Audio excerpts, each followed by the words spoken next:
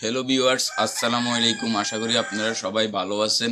পূর্বের ভিডিওতে আমি দেখাইনি আপনাদেরকে কিভাবে ভ্যাকসিন মিক্স করতে হয়, তো ভিডিওটি দেখতে থাকুন।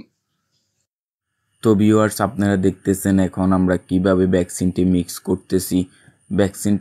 করতেছি। আমরা এই ভ্যাকসিনটি 1000 মুরগির ভ্যাকসিন এবং 2000 মুরগির পানি এনেছি আমরা, কারণ 1000 মুরগির পানিতে 1000 মুরগি হয় না।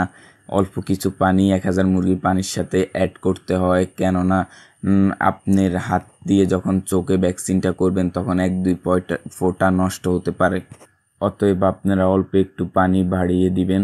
আপনারা ভ্যাকসিনটিকে ভালোভাবে মিক্স করে নেবেন, উপর নিচু করে একটু ভালোভাবে জাকিয়ে মিক্স করে নেবেন। আপনারা আপনাদের মুরগি অনুযায়ী ভ্যাকসিন আনবেন। আপনাদের মুরগি 500 হলে 500 ভ্যাকসিন আনবেন এবং 600 হলে 600 ভ্যাকসিন পাবেন না, 300 দুইটা আনতে হবে। আমাদের অনেক খামারি ভাইয়েরা আছে যারা পানির সাথে ভ্যাকসিনটিকে মিক্স করে খাওয়ায়। তাদের উদ্দেশ্যে আমি বলবো যে ভাইয়া, আপনারা যখন ভ্যাকসিনটিকে পানির সাথে মিক্স করে খাওয়ান তখন এই ভ্যাকসিনটি পেটে যায়, পেটে গিয়ে কার্যকারী হতে অনেক সময় লাগে।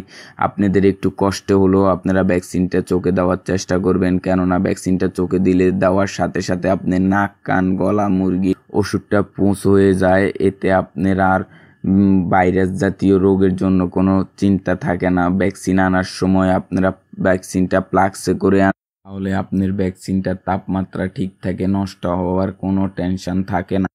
অনেক খামারি ভাইদের ডিলাররা তাদেরকে পলিথিনের মধ্যে বরফ দিয়ে ভ্যাকসিনটা দিয়ে দেয়, কিন্তু আনতে আনতে অনেক সময় দেখা যায় যে ভ্যাকসিনটার পরিমাণ আর ঠিক থাকে না। তখন ভ্যাকসিনটা দেওয়ার পরও মুরগির অসুখ হয়।